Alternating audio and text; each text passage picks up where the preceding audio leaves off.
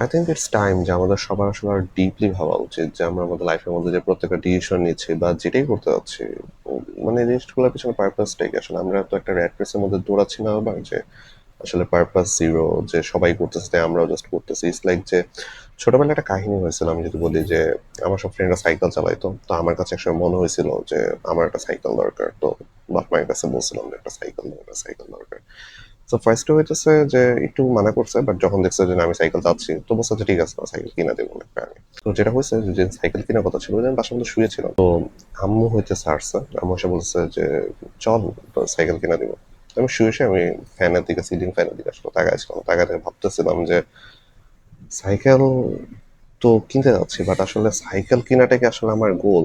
মানে আমি কি আসলে সাইকেল কিনতে যাচ্ছি, না আসলে নাকি আমার ফ্রেন্ড সবাই সাইকেল কিনতেছে তাই আসলে আমি সাইকেল কিনতেছি? কাহিনীটা আমার অনেক ছোটবেলা, বুঝছো? তখন আমার বয়স হচ্ছে, তখন আমার বয়স 10 বছর, 9-10 বছর।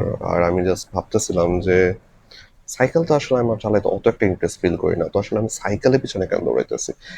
ইট ইজ জাস্ট বিকজ যে সবাই চালাচ্ছে তাই আমারও করতে হবে। এটা কি আসলে ওয়ার্থ ইট? এন্ড আমি ভাবলাম যে না, আসলে আমার তো সাইকেল চালানোর মতো একটা ইচ্ছা নেই। থাকলে আমি আরো আগেই চাইতাম। যেমন আমি আমার পিসি চাইছিলাম, আমি যখন খুব ছোট, আমি যখন ক্লাস 3-তে পড়ি, তখন আমি অনেক কান্নাকাটি করে আমি আমার পিসিটা ম্যানেজ করছিলাম অনেক জিদ টিদ করে। সো পিসির মতো ক্রেজ আমার সাইকেলের মধ্যে নাই। থাকলে আমি আগে কিনে ফেলতাম। তো এখন এসে সাইকেল কেন কিনতেছে? জাস্ট বিকজ আমার ফ্রেন্ডরা চালায়। তো পরে মনে হলো যে না, আসলে সবাই চালাচ্ছে তাই আসলে সবার পিছনে ঘুরবো। তখন আমি র্যাট রেসের কনসেপ্ট জানি না বা এইসব কিছু জানি না, জাস্ট নিজে নিজে আর কি ভাবতেছি যে ফ্রেন্ডরা চালায় দেখে আমি আসলে সাইকেল নিয়ে এত টাকা খরচ করে, প্রায় আমি 10,000 টাকা মতো খরচ করবো।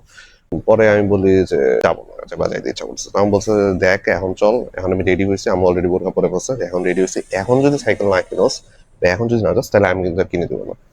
আমি জাস্ট 4 থেকে 5 সেকেন্ড উপরে ফ্যানের দিকে তাকাতে ভাবছি যে আসলে কি এটা আমি চাই নাকি ইটস জাস্ট আমার ফ্রেন্ডরা চালাইতেছে তাই। পরে বললাম যে না, আসলে আমি নিজে জেনুইনলি চাই না।